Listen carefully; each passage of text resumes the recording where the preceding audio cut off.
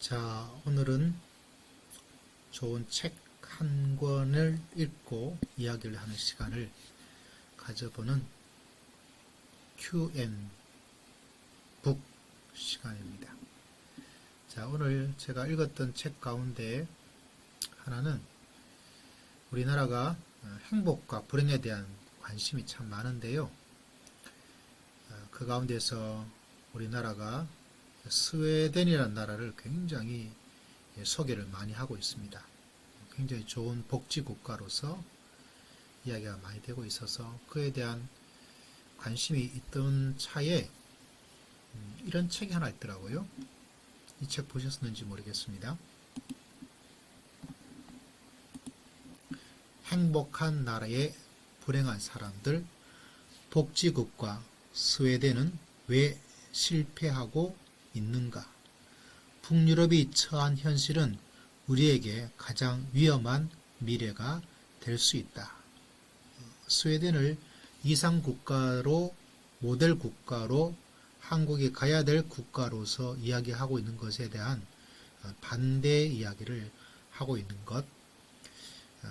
스웨덴 나라 속에서 얼마나 많은 불행한 일들이 일어나고 있는가, 이것을 이야기해주고 있는 책이라고 볼 수가 있습니다.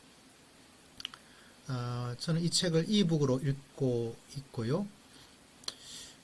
물론 이 사람은 개인적인, 특별히 저자가 그곳에 살았던 삶의 이야기를 함께 하고 있어서 좀 실제적이기도 하고, 또 반대로 실제적이기 때문에, 거기서 살았기 때문에 객관성이든지 자기의 개인적, 주관적 체험을 기준으로 하고 있다.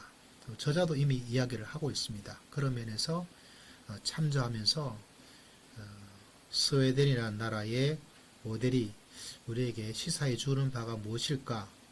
좋은 점이 무엇이고 나쁜 점이 무엇이고, 한 가지 관점으로만 바라보기에는 조금 다른 어떤 모습을 가지고 있는 것이 아닌가. 좀 균형을 가지고 같이 본다면 더 좋겠다. 그런 면에서 조금 도움이 되었던 그런 내용이라고, 책의 줄거리라고 볼 수가 있습니다. 그런 면에서 스웨덴, 또 우리의 미래가, 국가의 미래에 대한 생각을 좀 하고 있다면 어떤 생각을 가지고 있을 것인가 한번 찾아보면 좋겠어요. 그런 면에서 비교할 수 있는 좋은 내용들이 가득 차 있는 그런 책이라고 볼 수가 있습니다. 몇 가지 이야기를 드릴까 싶어요. 이런 내용이 있습니다. 유상의료 국가 중 미국처럼 GDP의 17%를 의료비로 지출하여 가계에 큰 부담을 주는 경우도 있지만, 한국처럼 병원 방문이 작고 고가의 검사를 많이 받으며 장기 입원을 하는 환자가 많은 나라에서 의료비 지출이 GDP 대비 8%에 불과하다는 사실은 다시 의외의 결과가 아닐 수 없다. 이는 공공과 민간의 의료보험이 적절히 어우러진 우리나라의 의료체계가 그만큼 비용 효율적으로 운영되고 있다는 이야기다. 한국의 의료체계는 참 잘 되어 있습니다. 그거는 미국에서도 좀 본받으려고 했던 그런 면이 없지 않아 있고요.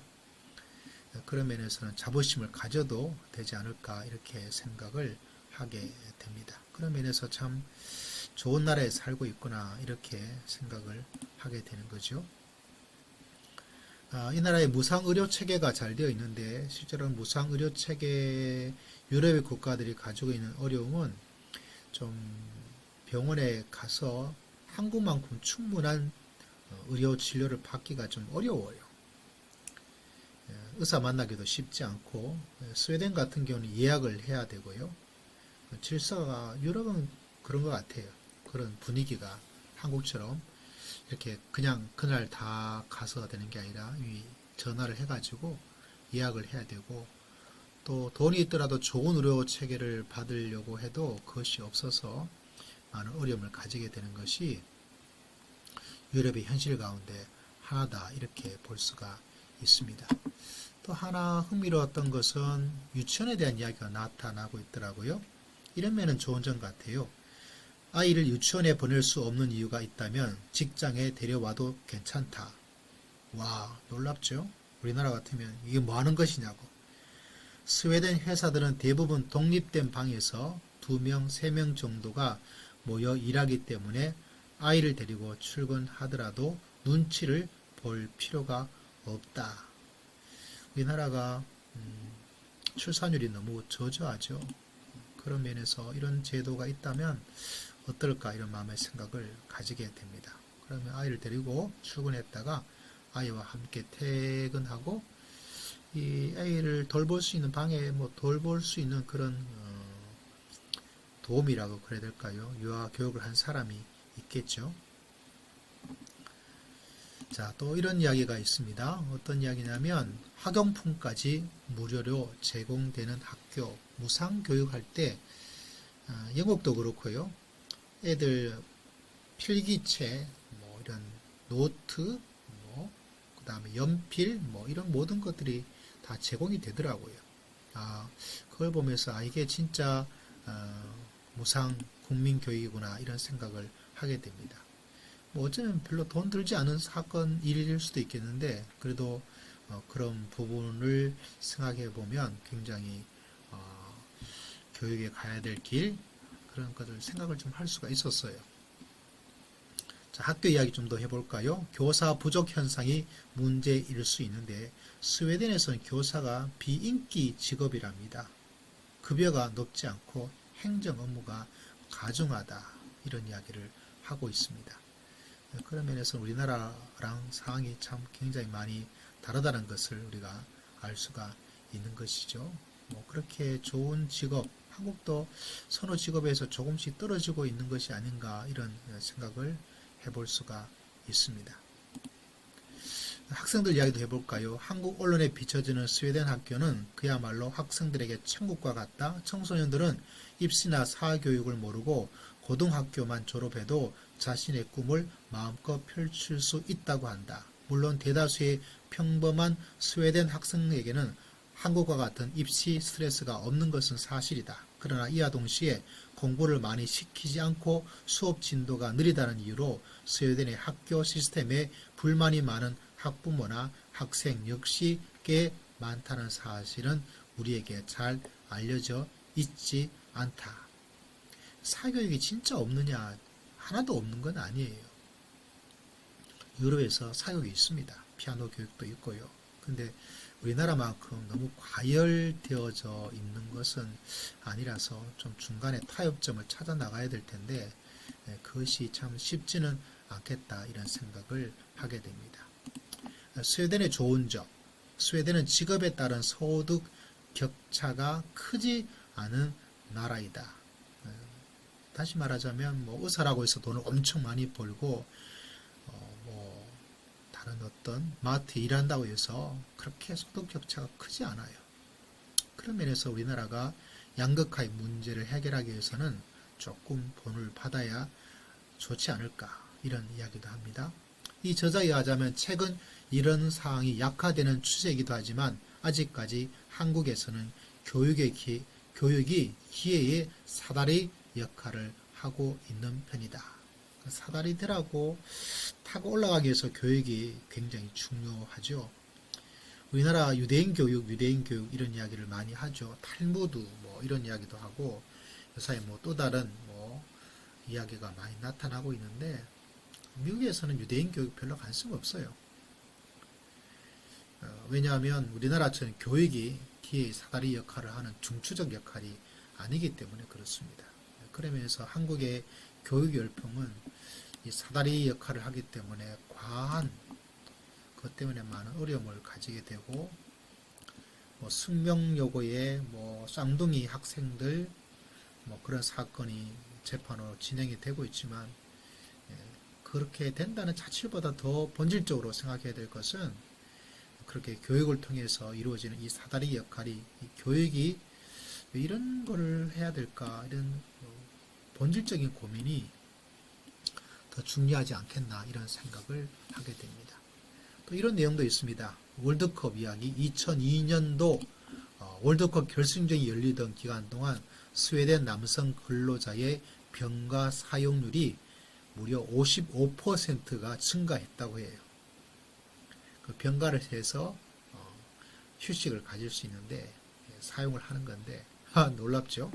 우리 필승 코리아 월드컵 때 스웨덴 사람들이 많이 봤나 봐요. 무려 병가율이 55%가 증가했다니까 일하지 않고 다 그냥 아프다 그러면서 월드컵을 열심히 보았다 이런 생각을 하게 되니까 굉장히 흥미롭다 이런 생각을 하게 됩니다. 또 스웨덴에서 우리나라가 가지고 있는 그런 가구 이케아에 대한 열풍이 있잖아요. 이케아에 대한 열풍도 조금 언급을 해 주었습니다.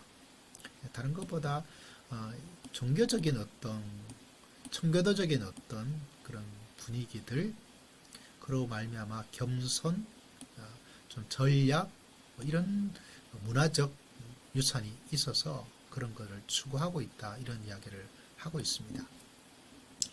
이게 저한테는 굉장히 중요했습니다.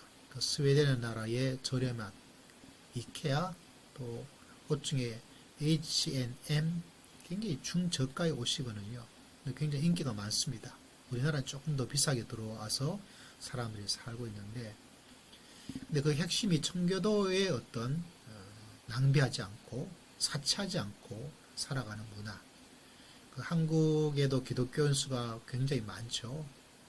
넓게는 25%, 적게는 20% 이런 이야기를 하고 있는데 그러면서 한국의 어떤 청교도 이야기를 많이 하고 있지만 과연 한국 문화 속에 사치를 그리고 과소비를 줄이는 그런 문화적 토양으로 되기까지는 아직 멀지 않았나 이런 생각을 하게 됩니다.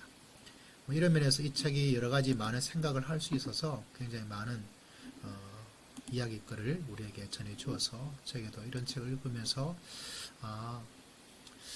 세상에 완벽한 나라는 없구나. 누가 더 그 나라 속에서 덜 불행할 수 있도록 좋은 불행을 나쁜 불행을 없애고 좋은 불행을 가지는 것이 과연 무엇이 좋을까?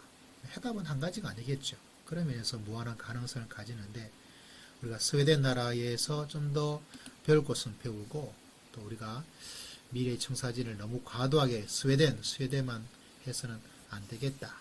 특별히 저는 기독교인으로서 이케아의 열풍 또 H&M 중적과 그런 면에서 한국 교회가 너무 사치에 대한 거부, 전략 그리고 사치하지 않게 살아가는 것들을 다시 한번 강조해서 한국 문화가 그런 면에서 조금 더 발전할 수 있는 그런 나라가 되도록 하는 것, 그것이 행복한 나라, 행복한 사람을 만드는 그런 좋은 역할이 아니겠나 이렇게 생각을 합니다.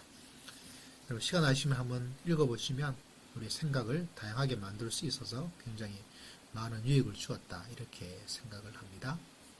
자, 감사합니다. 오늘 여기서 방송을 마치도록 하겠습니다. 우리 다들 행복하시고 건강하시길 바랍니다.